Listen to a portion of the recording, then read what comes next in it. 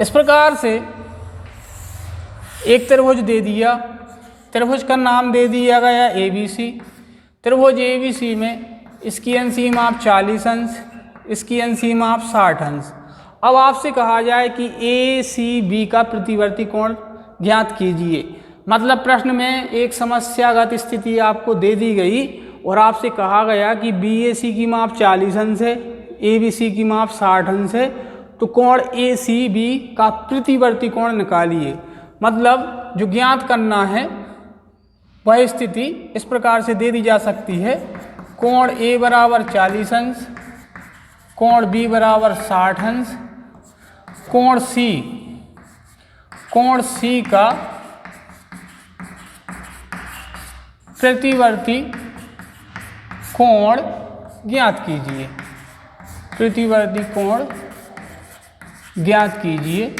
तो किसी भी कोण का प्रतिवर्ती कोण ज्ञात करने के लिए सबसे पहले उस कोण की अंशीय माप ज्ञात होना आवश्यक है। तो सर्वप्रथम अपन कोण C ज्ञात करेंगे। क्यों?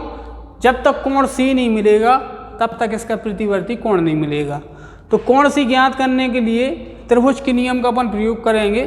त्रिभुज के बहुत सारे नियम होते हैं जो पूर्व की क्लासों में आपको बताए गए हैं। उन्हीं में से एक नियम क्या है कि त्रिभुज के तीनों कोणों का योग 180 अंश के बराबर प्राप्त होता है। मतलब कोण A, कोण B और कोण C, इन तीनों को जोड़ दें तो इन तीनों का जोड़ किसके बराबर प्राप्त होगा? 180 अंश के बराबर। तो यहाँ पे कोण A धन कोण B धन कोण C बराबर 180 अंश। कोण A की अंशीय माप 40 अंश, कोण B की अंशीय माप 60 अंश, कोण C इसमें अज्ञात दिया था तो उसको अपन ज्ञात करेंगे। लेकिन तीनों कोणों का योग किसके बराबर होगा? 180 अंश के बराबर प्राप्त होगा। 40 और 60 मिलके हो जाएंगे 100। कोण C बराबर 180 अंश। कोण C बराबर 180 अंश ऋण 100 बराबर में प्राप्त होने वाला मान कितना हो जाएगा? 80 अंश। तो कोण C की अंशीय माप अपन ने 80 अंश प्राप्त की। अब कुछ बच्चे क्या करते हैं कि उनसे पूछा गया है कोण C का प्रतिवर्ती कोण, तो यहाँ तक समस्या को हल करते हैं और छोड़ देते हैं। उनके लिए एक विशेष परिस्थिति का ध्यान रखना है कि जो कोण C है जे इसका प्रतिवर्ती कोण नहीं है। अब जब कोण C का प्रतिवर्ती कोण निकालेंगे तो उसके लिए गणित में पृथक से नियम लागू किए गए हैं। किसी का भी प्रतिवर्ती कोण निकालना है तो उस कोण को 360 अंश में से घटा दें। किसी का भी प्रतिवर्ती कोण निकालना है, जैसे कोण C का प्रतिवर्ती कोण निकालना है तो पहले अपन ने कोण C ज्ञात किया, कोण C ज्ञात कर लिया। कोण C प्रतिवर्ती कोण नहीं है क्योंकि ये तो कोण C की अंशीय माप है। अब जब इस कोण C का प्रतिवर्ती कोण अपन निकालेंगे तब इस अंशीय माप को 360 अंश में से घटाएंगे। 360 अंश में से घटाने के पश्चात जो परिणाम की प्राप्ति होगी वो कोण C का प्रतिवर्ती कोण कहलाएगा। तब कहीं जाके उस प्रश्न की समस्या को अपन सही तरीके से हल करना सीख पाएंगे। तभी जाके उस प्रश्न की संपूर्ण हल की पुष्टि हो पाएगी। तो यहाँ पे कोण C अपन ने लिया है 80 अंश। अब इसका प्रतिवर्ती कोण निकालेंगे तो अपन लिखेंगे प्रतिवर्ती कोण C बराबर 360 अंश और ऋण 80 अंश। 360 में से 80 अंश को अपन घटा देंगे तो 360 ऋण 80 शून्य, 6 को माने 16, 16 में से 8 गए, 8 बचे और यहाँ पर 2 के 2 ही 2, 280 अंश प्राप्त हुआ है घटाने पर। तो जो 280 अंश की प्राप्ति की है ये वास्तविक रूप से कोण C का प्रतिवर्ती कोण है। तो यहाँ पर लिख देंगे अपन 280 अंश। तो बहुत सरल और सहज अवधारणा है, केवल आपको स्मरण रखना है। किसी का भी प्रतिवर्ती कोण निकालना है तो उस कोण की अंशीय माप ज्ञात करेंगे यदि उसकी कोण की अंशीय माप नहीं दी है। जैसे यहाँ पे कोण C की अंशीय माप नहीं दी थी तो अपन ने त्रिभुज के नियम से पहले इसको ज्ञात किया, फिर इसकी अंशीय माप जैसे ही प्राप्त हुई तब अपन ने उसके पश्चात कोण C का प्रतिवर्ती कोण निकाला। तो ये कोण C है और ये कोण C का प्रतिवर्ती कोण है। तो बहुत सरल इसकी कंसेप्ट है, बहुत सरल अवधारणाएं ज्ञात करने की। केवल आपको नियमों से परिचित होना चाहिए और कहाँ पे किस नियम का प्रयोग करना है इसका विशेष अनुभव आपको तभी प्राप्त होगा जब आप इसके अभ्यास से जुड़े रहेंगे। तो आज इसमें अपन ने चारों बिंदुओं पर चर्चा की, बहिष कोण, शीर्षाभिमुख कोण, बृहद या बृहत कोण और प्रतिवर्ती कोण। तो इन सभी नियमों का प्रयोग अपन अध्याय 6 के प्रश्नों को हल करने में बहुत सहजता से करेंगे। और यदि जो हमने नियम बताए हैं आपको, 4 नियम इसके पहले के अंक में बताए थे और 4 नियम इस अंक में बताए हैं, यदि इन नियमों का आप बहुत सहजता से और विशेष रूप से स्मरण करके अभ्यास करेंगे तो निश्चित रूप से जो अध्याय 6 में मतलब समस्यागत प्रश्न दिए हैं कोणों से संबंधित, वो आप बहुत आसानी से हल कर लेंगे। इसके बाद जब भी हम आपके लिए इस का अंक बनाएंगे, वीडियो अंक, तो उसमें अध्याय 6 से संबंधित जो महत्वपूर्ण प्रश्न हैं, जो थोड़ी कठिन अवधारणाओं से जुड़े हुए प्रश्न हैं, वो हम आप तक बहुत शीघ्र पहुंचाएंगे और उसमें मतलब ऐसी स्थितियों का समन्वय करेंगे ताकि आप उनको आसानी से समझ सकें और उनका अवलोकन करके, उनका अभ्यास करके उनको सीख सकें। तब तक के लिए सभी बच्चों के लिए धन्यवाद।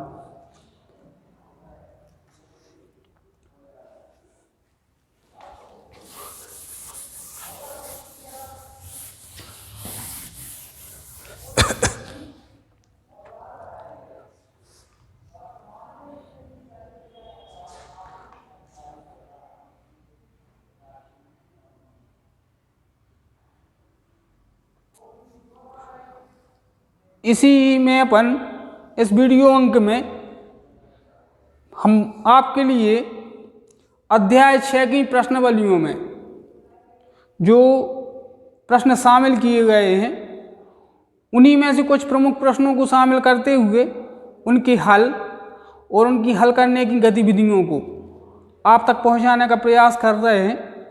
तो आप उनके हल और उनकी गतिविधियों को विशेष रूप से देखें और अभ्यास के रूप में बार बार दोहराएं ताकि आप जो कोण संबंधी अवधारणाओं से जुड़े प्रश्न हैं आप उनको आसानी से हल करना सीख जाएं।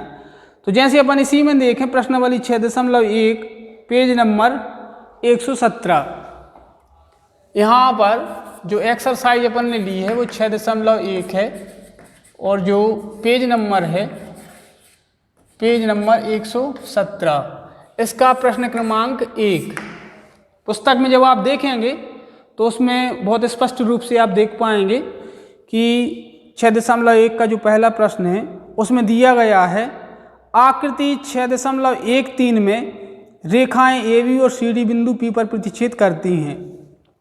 तो जो इसकी आकृति दी है 6.13 में, उसमें इस प्रकार से 2 रेखाएं दी हैं।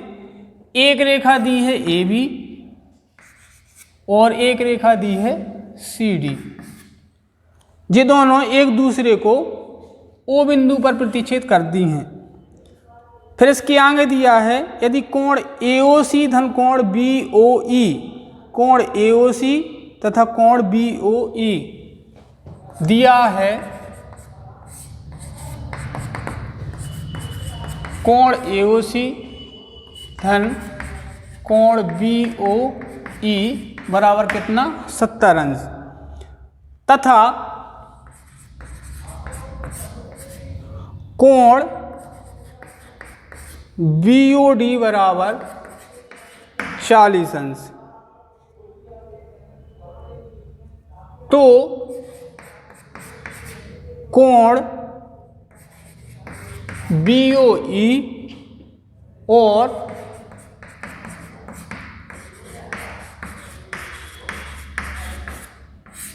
प्रतिवर्ती कोण COE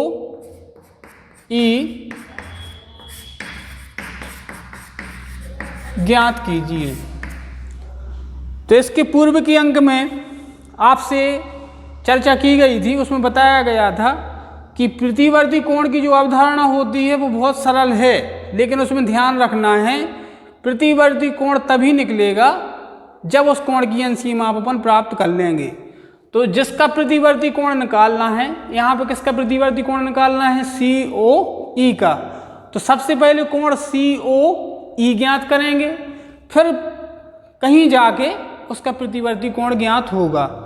इसमें जो आकृति ब्लैक बोर्ड पे बनाई गई है उसमें एक किरण अपन ने शामिल नहीं की है। कौन सी किरण? ओ ई किरण। ओ ई किरण को अपन शामिल करेंगे कब? जब इसमें कुछ ऐसी समस्याएं जो दी गई हैं उनको अपन हल कर लेंगे। जैसे ही जी अपन ने किरण खींची तो जी आकृति थोड़ी सी जटिल हो गई, लेकिन यदि इस किरण को अपन अभी ना खींचें और सामान्य रूप से इस आकृति को देखें तो जैसे ही आप देखेंगे कि कोण बीओडी, कोण बीओडी, कोण बीओडी की अंश माप कितनी है? 40 अंश है। तो यहाँ पर प्राप्त होने वाली अंश माप कितनी हो गई? 40 अंश। इसके पूर्व के अंक में आपको बताया गया था कि जब दो रेखाएं प्रतिच्छेद करती हैं तो उनके आमने सामने प्राप्त होने वाले कोण शीर्षाभिमुख कोण कहलाते हैं, और शीर्षाभिमुख कोण आपस में कैसे होते हैं? बराबर होते हैं। तो देखें इसके सामने का शीर्षाभिमुख कोण हो गया AOC, मतलब BOD का शीर्षाभिमुख कोण कौन सा हो गया? AOC। और आमने सामने के शीर्षाभिमुख कोण कैसे होते हैं? बराबर होते हैं। तो इस प्रकार से प्राप्त होने वाला कोण कितने अंश का हो जाएगा? 40 अंश का हो जाएगा। तो यहाँ पे अपन लिखेंगे कोण BOD बराबर कोण AOC बराबर कितने अंश? 40 अंश। कोष्टक में क्या लिखा जाएगा?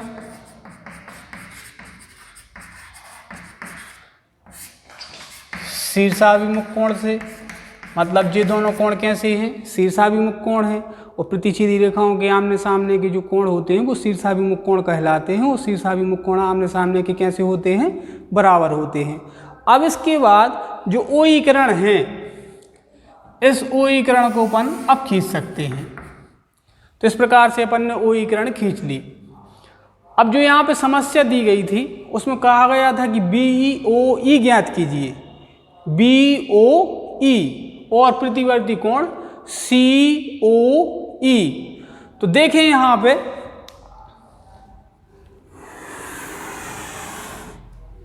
ये कोण जो है ये आपका BOE है, BOE, इसको अपन ने एक नाम दे दिया। फिर उसके बाद दूसरा कोण कौन सा है? COE। तो COE वाला कोण इस स्थिति में प्राप्त होगा COE।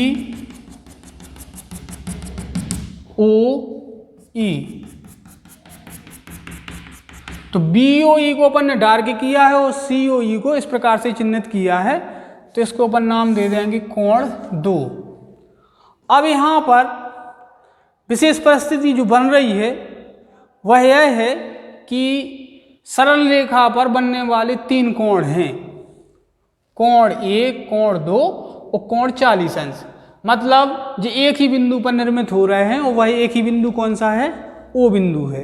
यदि इन तीनों कोणों को जोड़ दें तो पूर्व की अवधारणाओं में जो वीडियो अंक तैयार किया गया था उसमें आपको स्पष्ट करके बताया गया था कि सरल रेखा के एक ही बिंदु पर बनने वाले अनेक कोण, चाहे वो कोण 2 हो, 3 हो या 3 से अधिक हो, उन सभी का योग कितना होता है? 180 अंश होता है।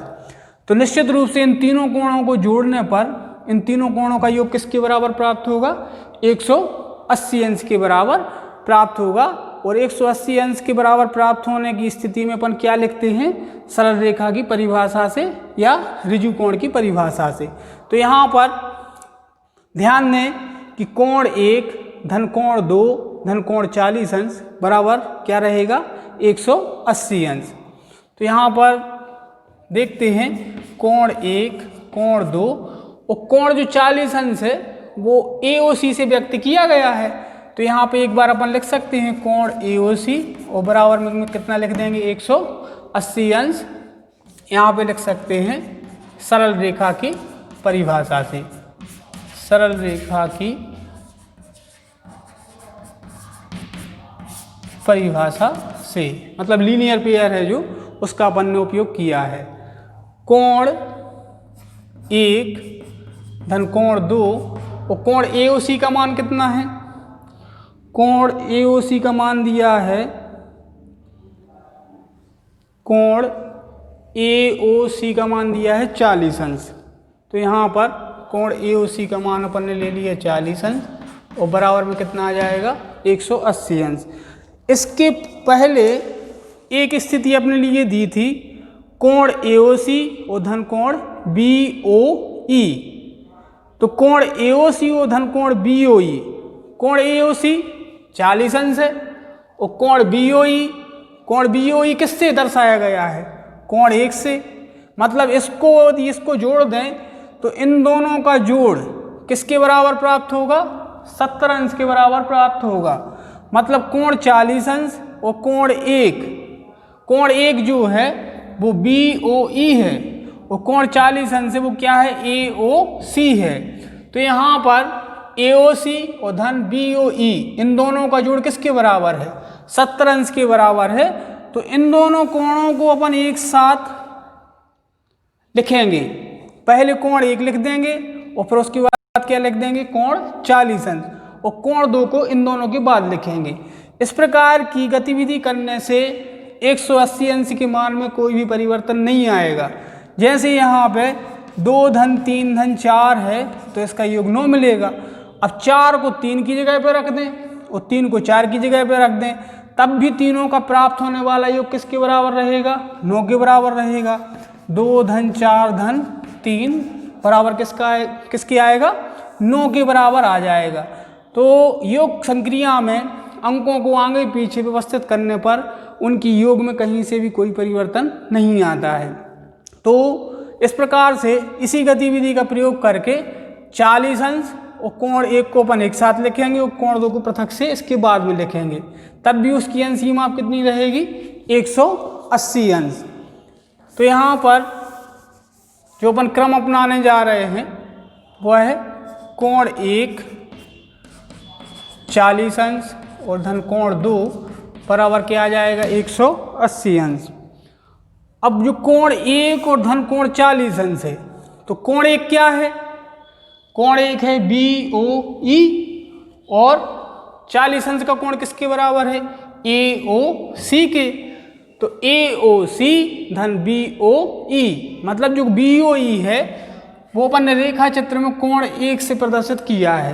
तो चाहे कोण 1 हो या कोण BOE है, दोनों संभावनाएं एक ही हैं, अलग अलग नहीं हैं। तो AOC 40 अंश और BOE कोण 1, इन दोनों के स्थान पर प्राप्त होने वाला मान किसके बराबर रहेगा, 70 अंश के बराबर रहेगा, जो पूर्व से ही प्रश्न में अपने लिए ज्ञात है। प्रश्न में इसकी स्थिति को समावेशित करके दे दिया गया है। कोण AOC और धन कोण BOE किसके बराबर है, 70 अंश के बराबर है। तो इसकी जगह पर, इन दोनों की जगह पर जो अपन मान रखेंगे वह क्या होगा, 70 अंश। तो अगले पद में प्राप्त होने वाला मान 70 अंश और धन कोण 2 और बराबर 180 अंश। अब 70 अंश का यहाँ से पक्षांतर कर दें तो जिस तरफ धन का है इस तरफ आएगा तो किसका हो जाएगा, ऋण का। तो यहाँ पे कोण 2 बराबर 180 अंश ऋण 70 अंश। कोण 2 बराबर 180 अंश में से 70 अंश घटा दिए तो यहाँ पे प्राप्त होने वाला मान कितना हो गया, 110 अंश। अब जो 110 अंश है ये क्या है, कोण COE, मतलब COE की अंश सीमा आप अपने लिए कितनी प्राप्त हो गई, 110 अंश। इसकी 40 अंश थी, इसकी अपन ने सरल रेखा की परिभाषा से कितनी प्राप्त की, 110 अंश। इसमें देखें एक समस्या दी गई थी कि कोण BOE ज्ञात करना है, दूसरी समस्या दी गई थी कि प्रतिवर्ती कोण COE ज्ञात करना है। तो जो कोण 2 है वह COE ही है, तो कोण 2 की जगह पे लिखेंगे अपन कोण COE बराबर कितना, 110 अंश। अब जे COE की अंशीय माप प्राप्त की, अब इसका प्रतिवर्ती कोण अपन आसानी से निकाल सकते हैं। तो जैसे ही कोण COE का प्रतिवर्ती कोण निकालेंगे तो यहाँ पे अपन लिखेंगे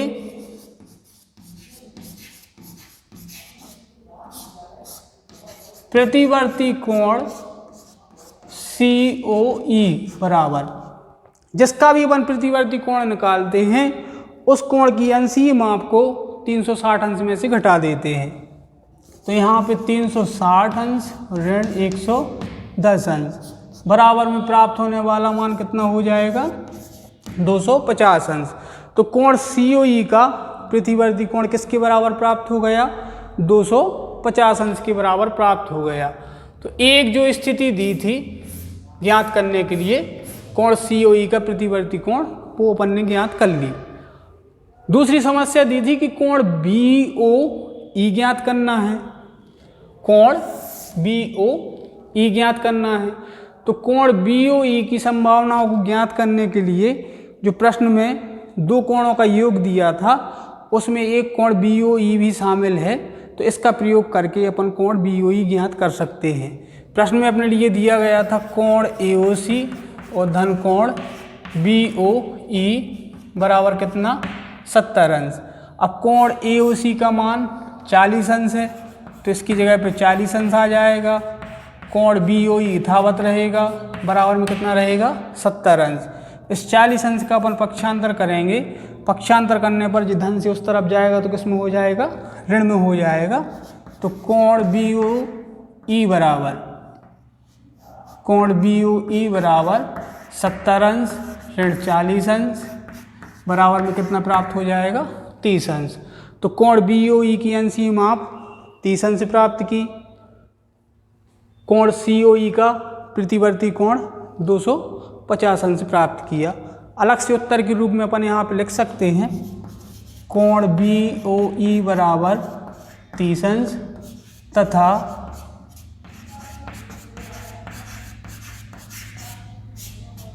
प्रतिवर्ती कोण COE बराबर 250 अंश। इस प्रश्न को हल करने की और भी बहुत सारी गतिविधियां हैं, बहुत सारी विधियों का प्रयोग करके हल किया जा सकता है, लेकिन जो भी यथाउचित स्थिति अपने लिए लगती है स्थानीय तौर पर उसी विधि का अपन प्रयोग करें। इसकी स्थिति केवल इसी विधि पर आधारित नहीं है, और भी बहुत सारी विधियां हैं जिनसे उनका प्रयोग करके इस प्रश्न को अपन ज्ञात कर सकते हैं। अब इसमें एक प्रश्न को और अपन शामिल करें और देखें कि उस प्रश्न में रेखा चित्र को शामिल नहीं किया गया है। जैसे कोई भी प्रश्न आपको इबारत के रूप में दे दिया जाए और आपसे कहा जाए कि दी गई सूचना के आधार पर समस्याओं को ज्ञात कीजिए, तो उसमें आपको रेखा चित्र प्रदर्शित नहीं किया जाएगा। रेखा चित्र का जो आप निर्माण करेंगे वो सूचना के आधार पर ही करेंगे, और सूचना के आधार पर रेखा चित्र प्राप्त करके ही आप दी गई समस्याओं को हल कर पाएंगे। कोण और रेखाओं से संबंधित जितनी भी समस्याएं हैं उनमें आकृति का होना आवश्यक है। आकृति के आधार पर ही अपन ज्ञात और अज्ञात मानों का परिकलन करते हैं, और जो समस्या प्रश्न में ज्ञात करने के लिए कही गई है उसको अपन ज्ञात करते हैं।